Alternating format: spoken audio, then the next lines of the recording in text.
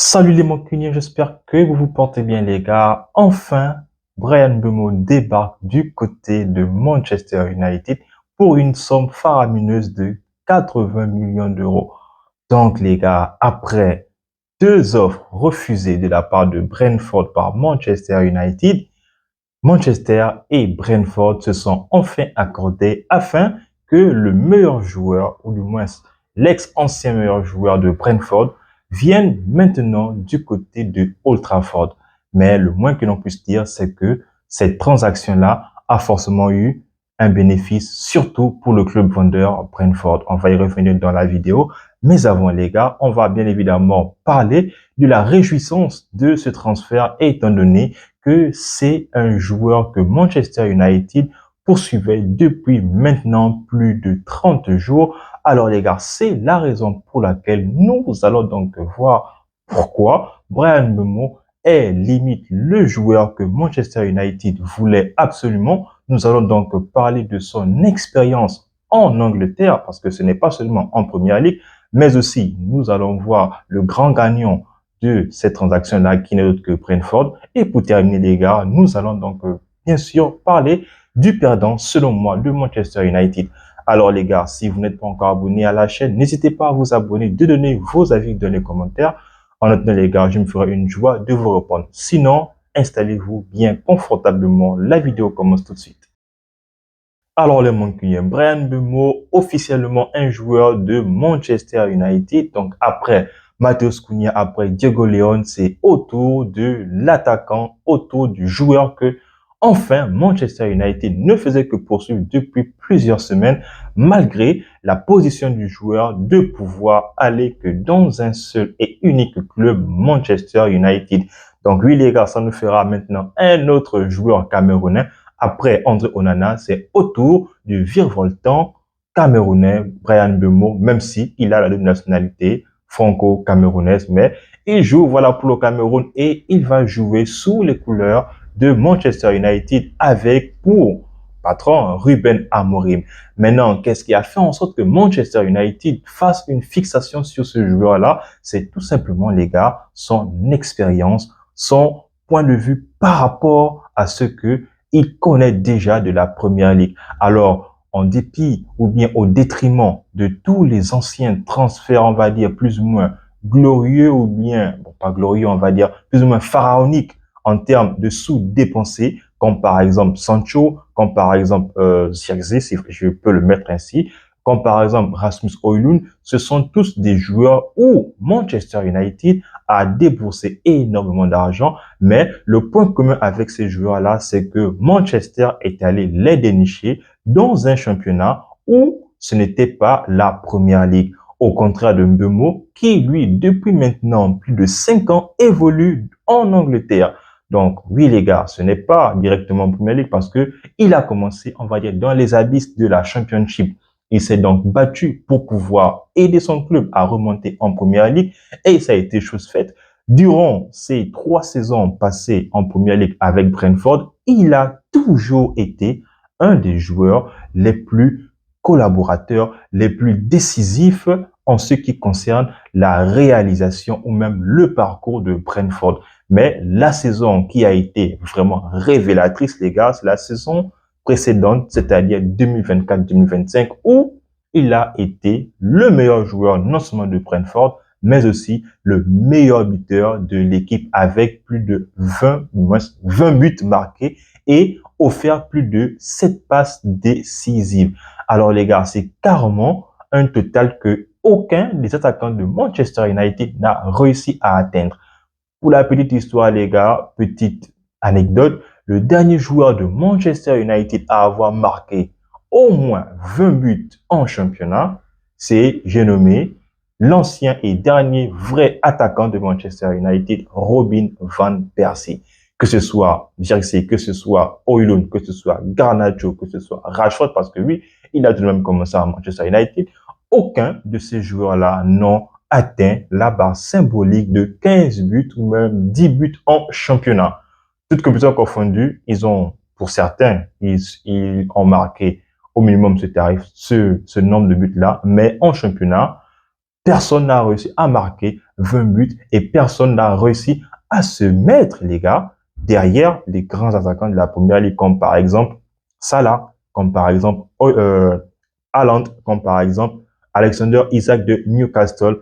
Très franchement, les gars, oui, ce n'est peut-être pas un numéro 9 que Manchester United va bien évidemment se mettre en marche pour pouvoir parfaire son poste d'attaquant, mais c'est un joueur qui va apporter sa plus-value.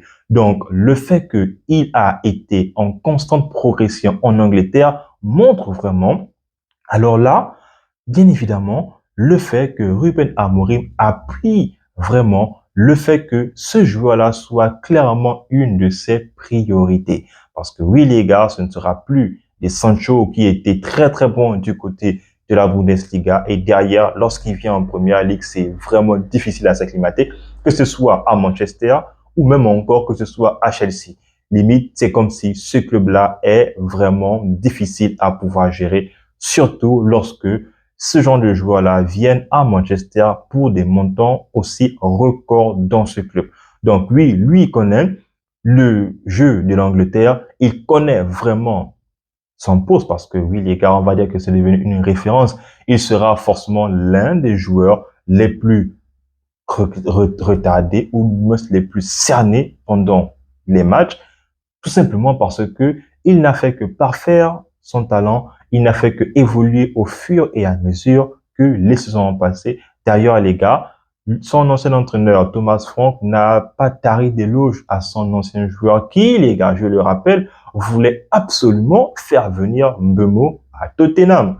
Donc, lui, les gars, avec ses convictions, avec certainement ses principes, est resté stoïque sur ses propos que c'est uniquement que à Manchester United où il posera sa valise. Ce dernier, les gars, viendra pour une durée minimum de 5 ans plus une année en option. Donc, il est là, voilà les gars, pour au minimum jusqu'en 2030. Très franchement, très très bonne recrue. On l'attendait tous. Limite, c'était vraiment désespérant parce que c'était un feuilleton où Brentford et Manchester United étaient vraiment en train de se faire la passe. Alors, je veux tant, non, tu me donnes ça. Et voilà donc les gars, aujourd'hui, Manchester United est arrivé avec 75 millions donc, d'euros plus 5 millions de bonus. Voilà, Manchester a enfin atteint le montant demandé par le club de Brentford et Manchester s'est attaché les services de Bryan Mbeumo. Et les gars, c'est ce qui m'amène directement à parler, donc bien évidemment, du grand gagnant de cette transaction, qui n'est d'autre que Brentford. Parce que oui, les gars, Brentford n'était clairement pas en position de force pendant cette négociation. Pourquoi est-ce que je le dis? Tout simplement parce que au contraire de Bryan Mbeumo, Matheus Cunha, lui qui est arrivé à Manchester United, lui, il avait un contrat avec Wolverhampton jusqu'en 2029 ou 2030. Ce qui est sûr, c'est que il avait récemment prolongé son contrat avec le club de Wolverhampton. Et donc, pour que Manchester United vienne récupérer Cunha à Wolverhampton, il fallait obligatoirement que Manchester débloque le compteur afin que la clause libératoire de Mbeumo soit donc délivrée. Et là, ça s'est fait. Alors que du côté de Mbeumo, les gars, il n'était qu'à 12 mois de la fin de son contrat, donc juste une seule année, les gars. Et Manchester United, on va dire très franchement, donc on va dire vraiment les termes, Manchester n'a peut-être pas été malin.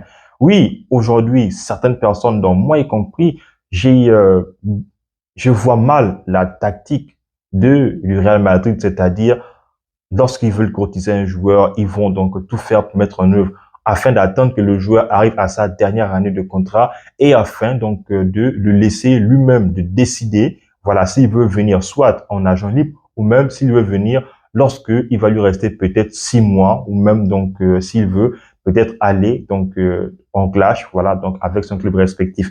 Mais là, les gars, ça ne s'est pas fait. Oui, c'était peut-être le meilleur joueur de Brentford. Mais les gars, je n'arrive vraiment pas à comprendre. Vous les gars, dites-moi en commentaire. Vraiment, donc peut-être que c'est moi qui en fais un peu trop, mais je n'arrive vraiment pas à comprendre que un joueur qui, voilà, donc est à 1 an de la fin de son contrat puisse valoir aussi cher. Parce que oui, les gars, 80 millions d'euros, ce n'est pas, voilà, donc 800 000, ce n'est pas 80 000. Non, les gars, on parle de 80 millions. C'est un montant qui va forcément peser sur le joueur parce que même si on sait que c'est un joueur qui a peut-être prouvé ou bien qui commence à prouver des côtés de la première ligue, n'empêche que ça va rester tout de même un joueur sur qui il aura la pression et il aura obligation des résultats à l'instant T, les gars. C'est-à-dire que dès le premier instant où Bryan Mbeumo va donc porter sa nouvelle tunique de Manchester United afin de pouvoir continuer, pouvoir commencer la saison de la Première Ligue avec son nouveau club,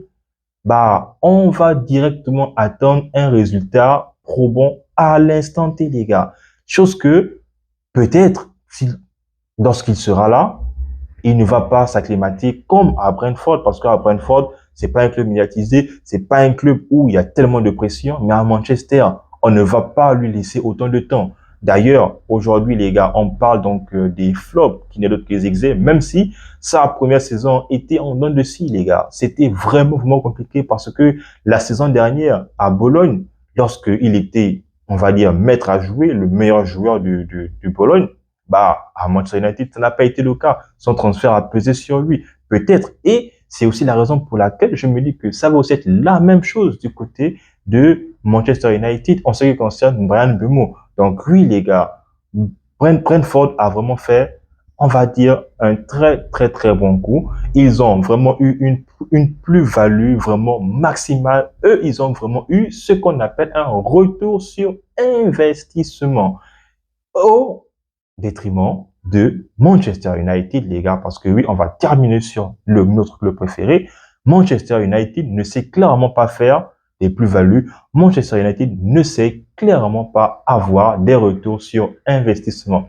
La preuve, Manchester United est en train de vendre aujourd'hui Jadon Sancho à un montant dérisoire de 15 à 17 millions d'euros, sachant que Manchester est allé chercher ce joueur-là du côté de Dortmund à hauteur de 85 millions d'euros. Regardez la perte considérable, les gars. Oui, c'est vrai, on va parler ici d'amortissement, mais Sancho reste quand même une valeur fiable, du moins dans le foot, au vu de ce qu'il montre à chaque fois qu'il est sur un terrain.